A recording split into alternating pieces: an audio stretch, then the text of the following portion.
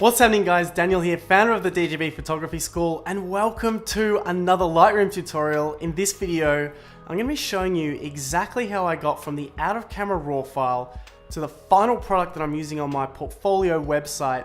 Now, this photograph was taken in 2008 with a Canon 350D. That's one of Canon's first digital SLRs. I was using a 17-85 zoom lens. Now, the reason I've chosen the photograph from such a long time ago is because I'm going to show you how we can keep redeveloping images over time if we shoot in RAW. And one of the reasons you want to do that is because the post-production technology improves significantly every time that Adobe release a new version of Lightroom. So what I'm going to do is reprocess this image that I took in 2008, 9 years ago, and I'm going to use some of the latest technology in Lightroom to show you what we can do with RAW files even from such a long time ago. So let's jump into Lightroom right now and have a look. Okay, so welcome to Lightroom. Now, a few things about Lightroom that I want to talk about here, because Lightroom is not just about changing pretty colors, okay? Whenever you are analyzing and studying your own photographs in Lightroom, you're also learning about composition, light, and the capabilities of your camera. So the reason I chose this particular photograph this time was because, like I said, I'm using a camera that was from 2005, I think. I can't remember exactly. It's a Canon 350D. It's one of Canon's first digital SLRs ever produced. So when it comes to developing this image, the first thing I always do is add my preset. Now, without going on about this too much, my preset is something, it's the base level of my style that I add to every single photograph, and it's only the first step in the development process. If you have a look at the Lightroom, One Lightroom University, or if you just go to onelightroomworkshop.com, I talk about this, but the DJB preset is something that I give to you guys in the One Lightroom University. Now, getting back to this image. So straight off the bat, there are a few things that I want to correct straight away. Now, what I usually do when I'm editing images is I choose the things that annoy me the most, and these are usually the most obvious things. So firstly, here, you always want to make sure that your strongest lines are straight, and the strongest lines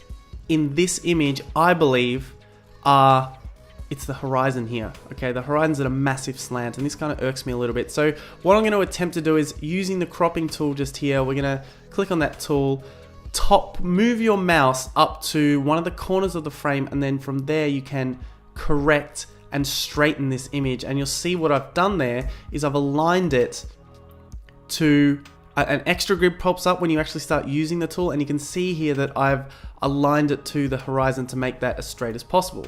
Now here we've got a lot of shadow going on in the foreground, so what we want to try and do is bring out some more detail in these shadows, but we don't want to increase it too much because it's going to start getting noisy. Now, with these older RAW files, one of the biggest problems is that when you start increasing the exposure or trying to bring out detail in shadows, you can really see a lot of noise. Even when I zoom in down here, you can see a bit of noise going on there already.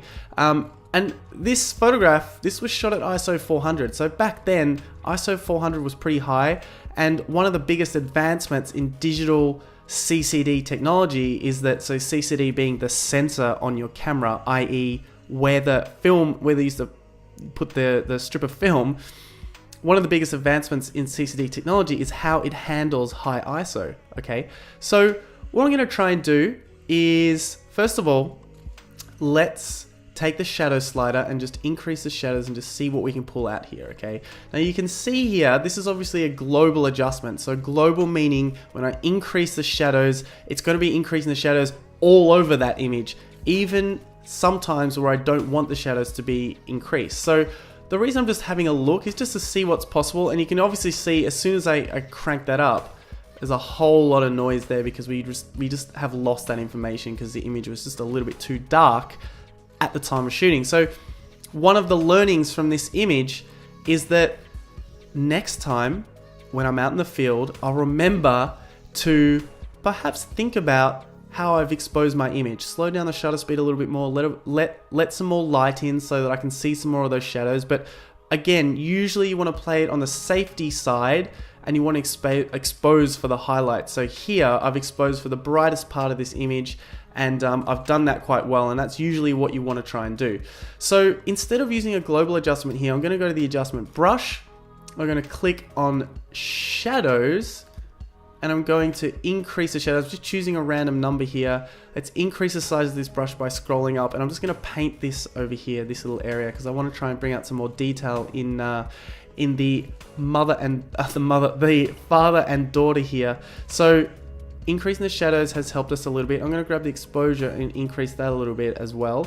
Now you can see here that I am getting quite a lot of noise, but I'm going to do some noise reduction on this image later so that we can sort of reduce that. So it's not as obvious. I'm going to take the clarity slider as well, increase that a little bit. That often helps with that's called mid-tone sharpness, but it sort of brightens up the image as well. And while we're here, let's take some noise reduction on this same point and increase the noise reduction there. So noise reduction again is another thing that's improved over time with Adobe Lightroom, and it's got to the level now where it's pretty damn good.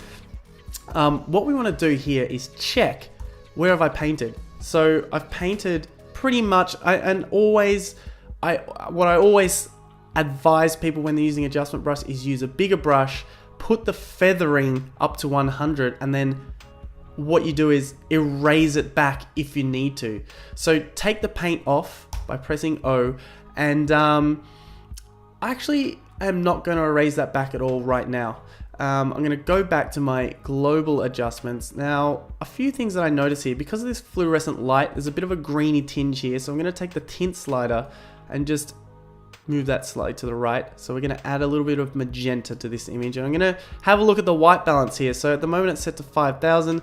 Let's see what happens when we cool it down, or let's see what happens when we warm it up. I'm actually going to warm this up a little bit because I feel like it actually looks a little bit nicer when it's warmer. This is again a subjective thing that you guys can do on your own images, and you need to make that decision on your own. How warm do you want the image to be? It's up to you.